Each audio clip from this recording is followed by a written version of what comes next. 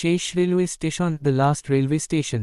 এটি একটি ভীতিকর গল্প যা একটি রহস্যময় ট্রেনের যাত্রা নিয়ে, যেখান থেকে কোনো প্রত্যাবর্তন নেই। রাত 10টার নিষ্ঠুর সন্ধ্যা, অরিজনের যাত্রা। অরিজন রাতের বেলা ট্রেনে চড়েছিল, অজানা গন্তব্যের দিকে।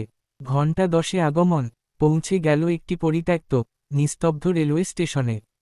অন্ধকারের মধ্যে একাকী আলো। স্টেশনটি সম্পূর্ণ অন্ধকার, মাত্র একটি পুরনো আলো দুর্বলভাবে জ্বলছিল। কোনো মানুষ নেই, কোনো জীবন নেই, শুধু নিস্তব্ধতা এবং ভয়। ট্রেন কখনো থামল না। বিরতি ভেবেছিল অরিজন, স্টেশনে থেমে যাবে, এটি সাধারণ বিরতি মাত্র। কিন্তু ট্রেন থামল না, স্টেশন ভেদ করে দ্রুত এগিয়ে গেল অন্ধকারে। একটি অদ্ভুত ছায়া, স্টেশনের পাশ দিয়ে চলছিল এক আঁতকে ওঠানো ছায়া। মানুষের মতো আকৃতি, কিন্তু মুখে নেই কোনো বৈশিষ্ট্য, শুধু শূন্য, ফাঁপা চোখ। প্রতিটি পদক্ষেপ ধীরে ধীরে।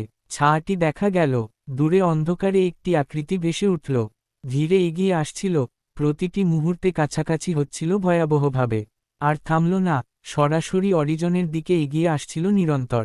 কণ্ঠস্বরহীন চিৎকার। অরিজন চিৎকার করতে চাইল, কিন্তু কণ্ঠস্বর গলায় আটকে গেল। হাত ওঠাতে পারল না, শরীর অবশ হয়ে গেছে নিষ্ঠুর ভয়ে। 3টি শব্দের অভিশাপ। আপনি ভুল ট্রেনে উঠেছেন, এই ট্রেন ফিরে আসে না। ছায়াটির কণ্ঠস্বর এসেছিল বাতাসের মধ্য দিয়ে, যন্ত্রণাদায়ক এবং কঠিন। জেগে ওঠা নয়, জেনে যাওয়া ট্রেন আবার ধাক্কা খেয়ে চলছিল।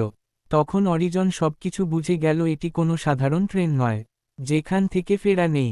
এই ট্রেন একবার ওঠার পর কখনো ফিরে আসে না। অরিজন এখন সেই যাত্রীদের একজন, যাদের গন্তব্য চিরকালের অন্ধকার। যদি আপনিও রাতে ট্রেনে ওঠার সময় একটি পরিত্যক্ত স্টেশন দেখেন, কখনো উঠবেন না।